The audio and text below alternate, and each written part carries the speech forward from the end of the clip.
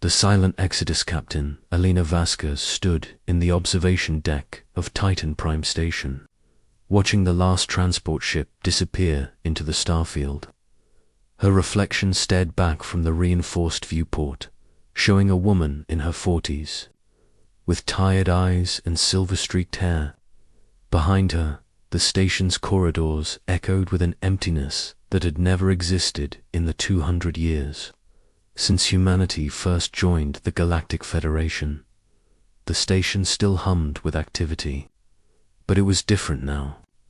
The corridors that once buzzed with human voices carrying technical discussions, children's laughter, and the casual conversations of daily life were now filled only with the mechanical sounds of alien footsteps and the electronic chirping of their communications devices. Elena pressed her palm against the cool metal of the viewport and spoke into her communicator.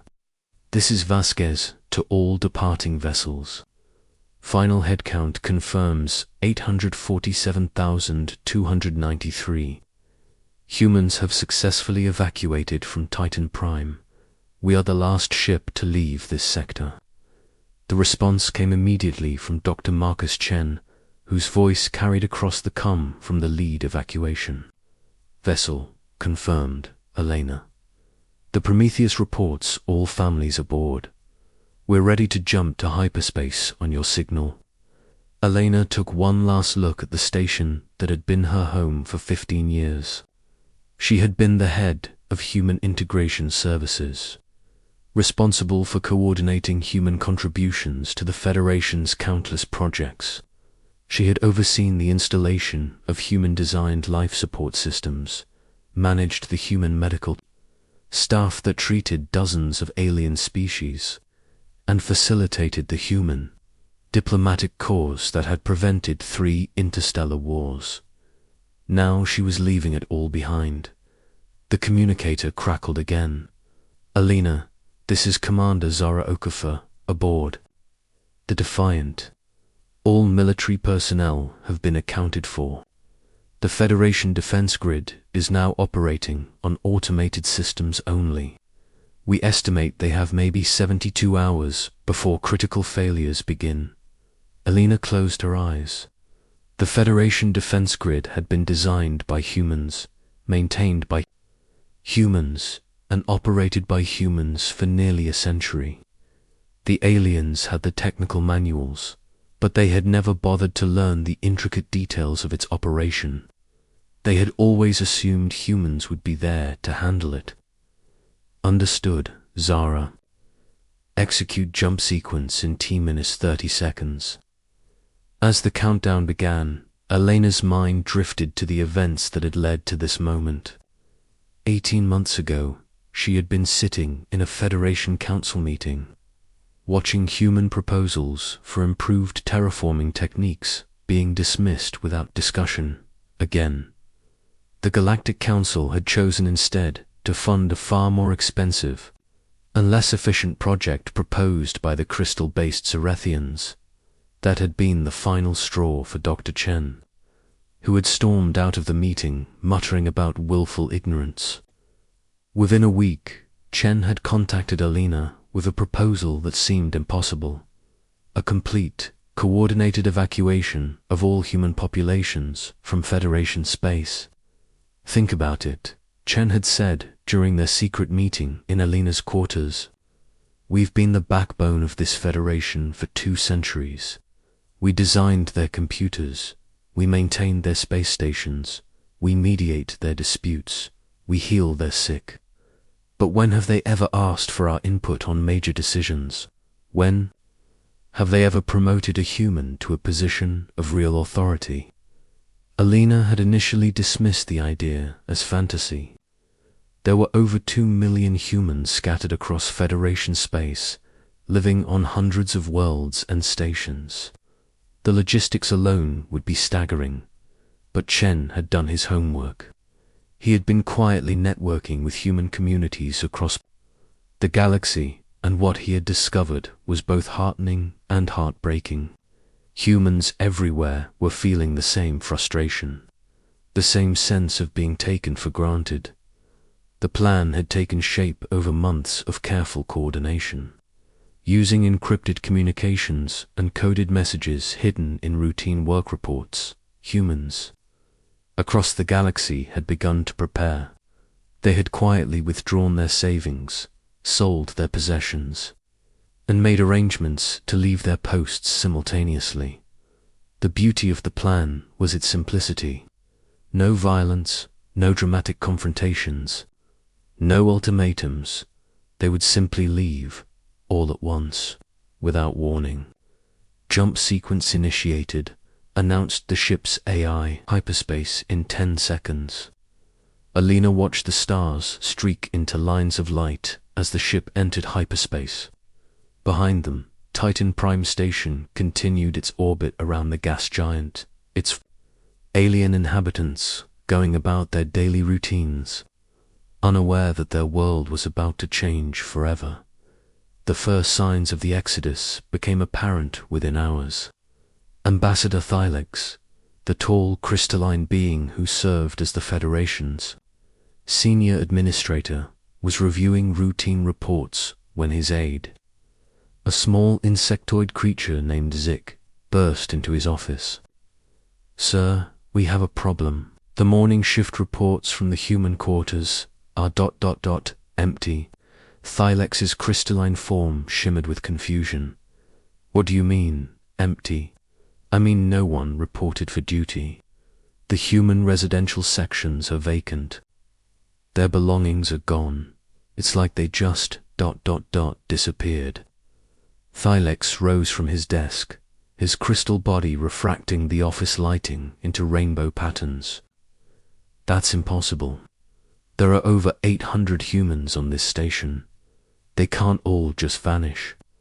But as the reports continued to pour in, the impossible became undeniable. The human quarters were empty. The workshops where humans repaired. Alien technology were abandoned.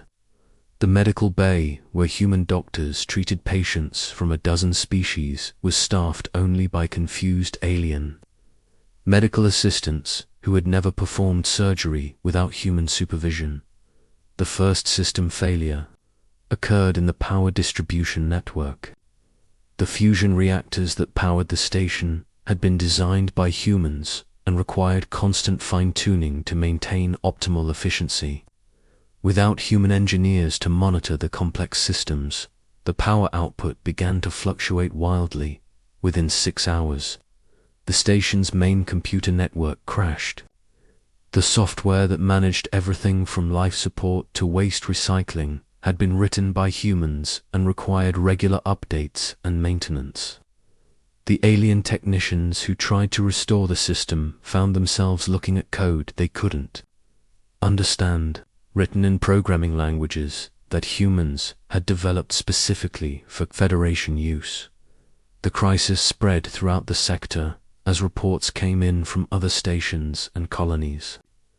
The mining operation on Kepler-4 for 2b had shut down completely when the human-designed extraction equipment failed and no one could restart it.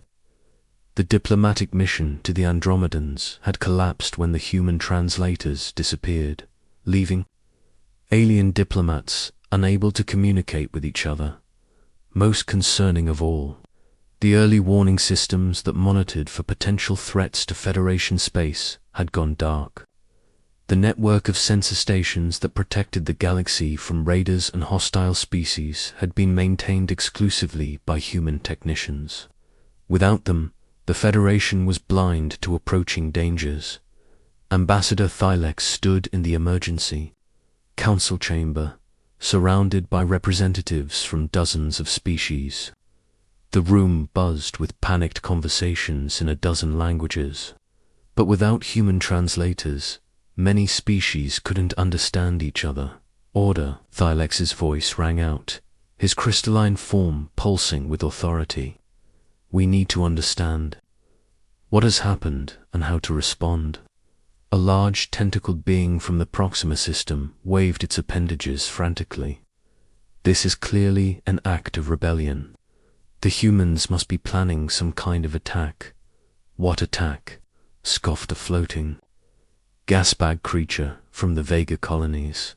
They're gone. You can't attack someone by disappearing.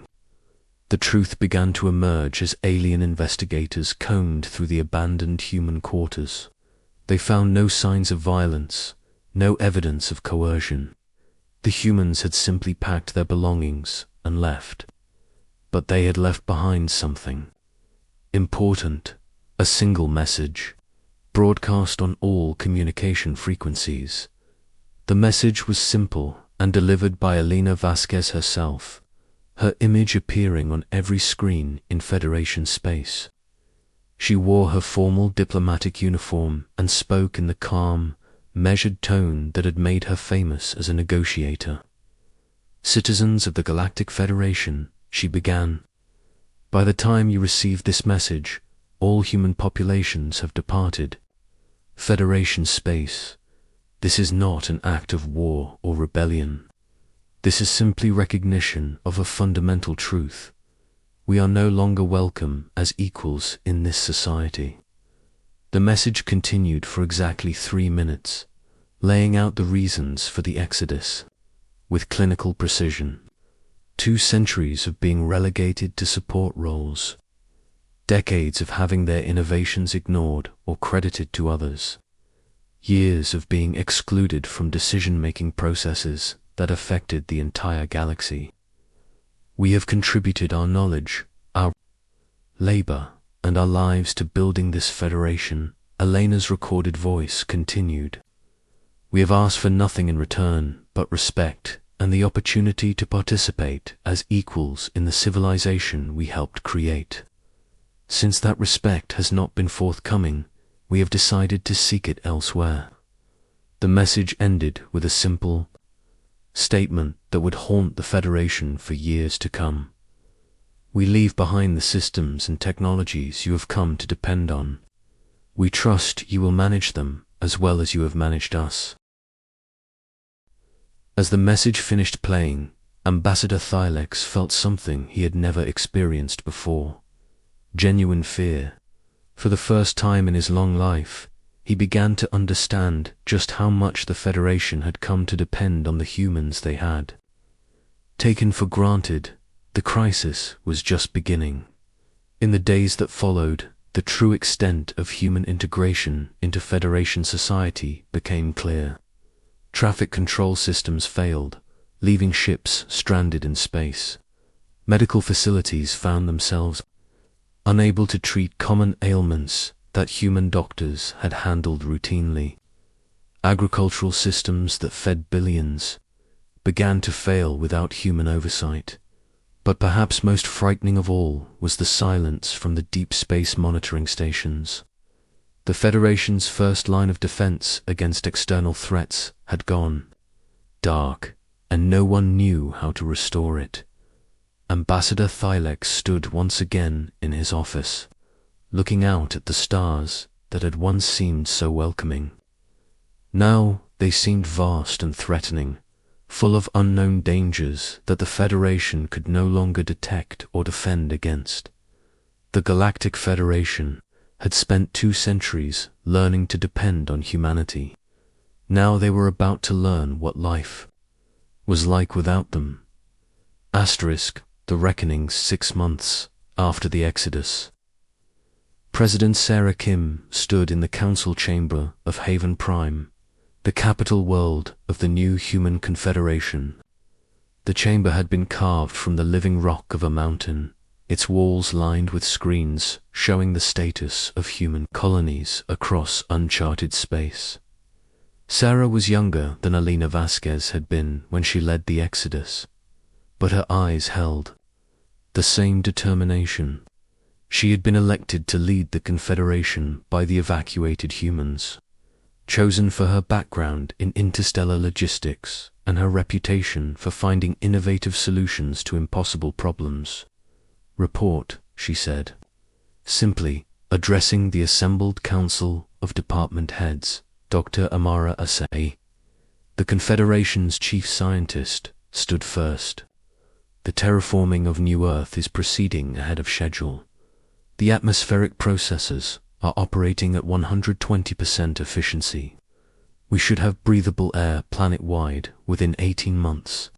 Agricultural output exceeding projections by 40%, replied Marcus Chen, who had transitioned from evacuation coordinator to agricultural commissioner. The vertical farming systems are producing enough food to support 3 times our current population. Sarah nodded. The Confederation had been designed from the beginning to be self-sufficient. Every system had been built with human ingenuity and without the bureaucratic interference that had plagued their work in Federation space. The results spoke for themselves. What about the Federation monitoring stations? Commander Zara Okafor stepped forward. Still active. We're intercepting their communications, and the situation is deteriorating rapidly. Sarah had expected this.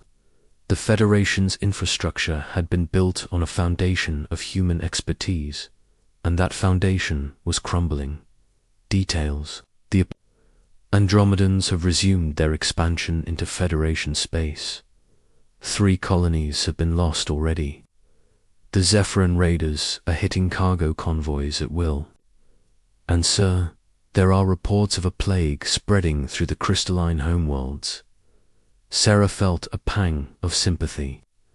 The crystalline homeworlds housed nearly 2 billion beings, including Ambassador Thylex and many others who had worked alongside humans for decades. The plague was probably something that human medical experts could cure in a matter of weeks. Any attempts at contact? 17 so far. Various Federation ambassadors requesting meetings, trade negotiations, or asking for our location. Admiral Corvex has been particularly persistent. Sarah remembered Admiral Corvex, the Federation's military commander. He was a decent being for an alien, but he had been part of the system that had marginalized humanity for 2 centuries. What does he want? According to the intercepted communications, he wants to negotiate our return to Federation space. He's offering improved conditions, better compensation, and representation in the Federation Council. Sarah almost laughed.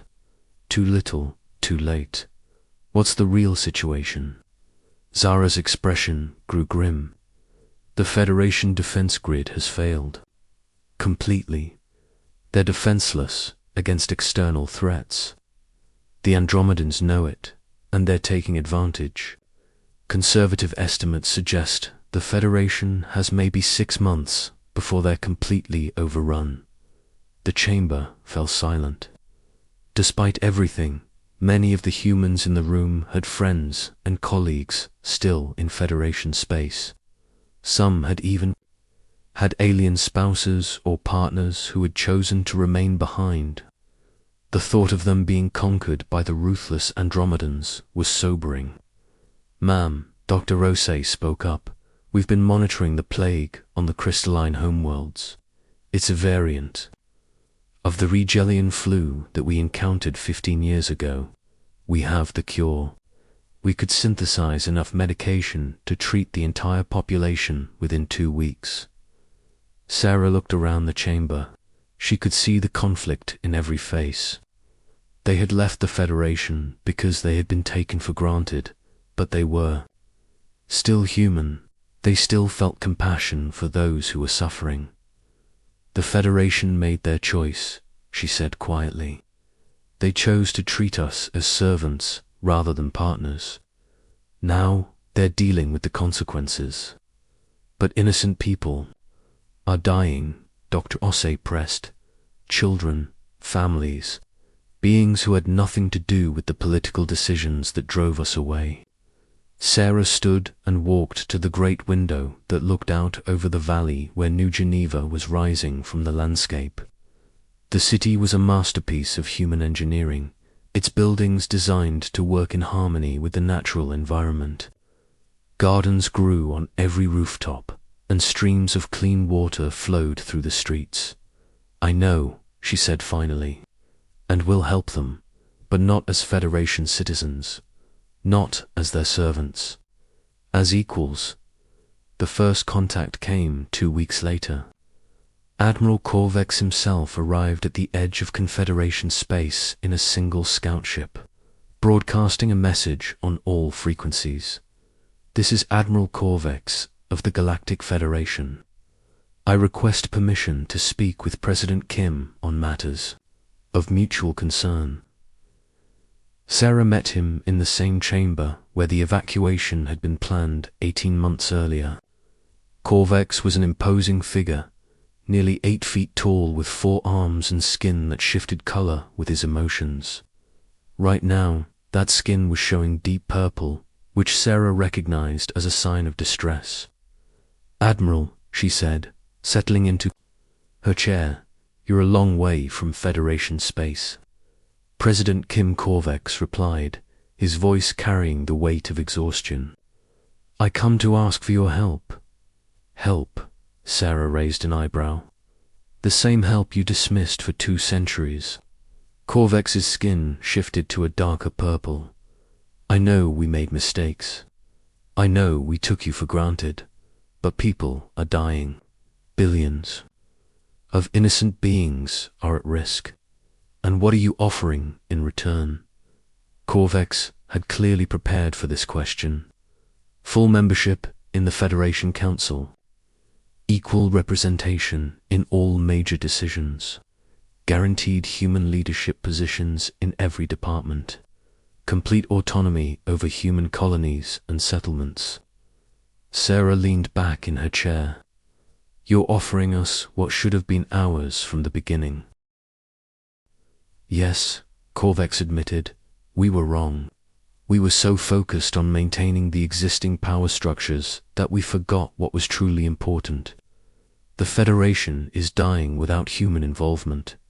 We need your knowledge, your skills, your perspective. And what makes you think we need the Federation?"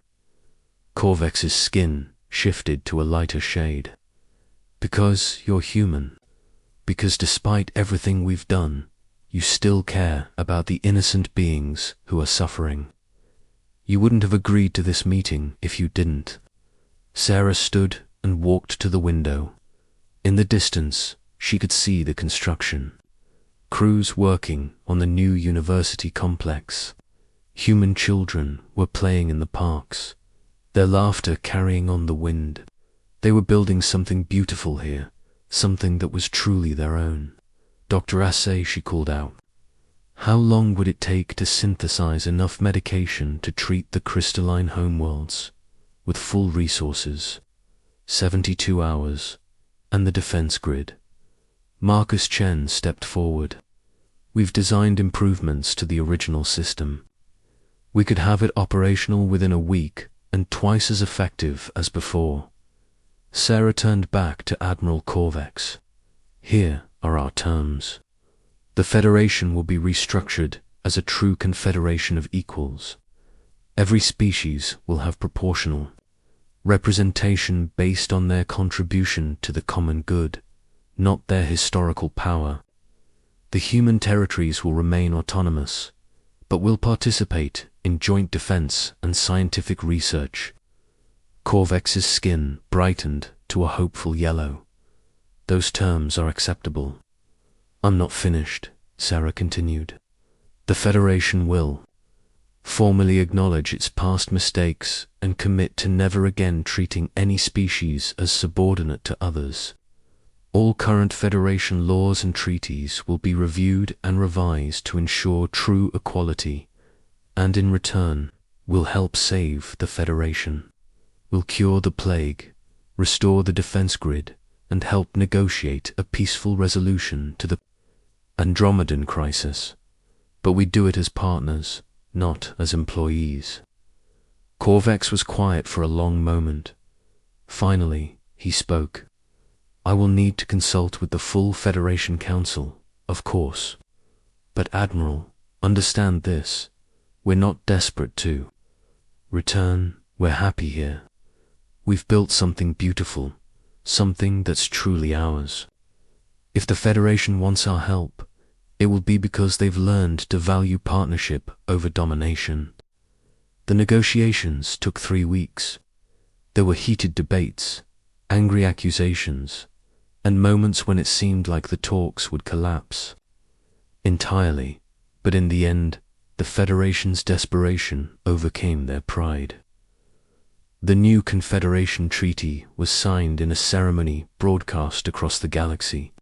President Sarah Kim and Ambassador Thylex stood side by side as they affixed their signatures to the historic document. Today, Sarah said in her address to the galaxy, we begin a new chapter in galactic history, not as rulers and subjects, but as partners in building a better future for all sentient beings. The first human medical ship arrived at the crystalline homeworlds 3 days later.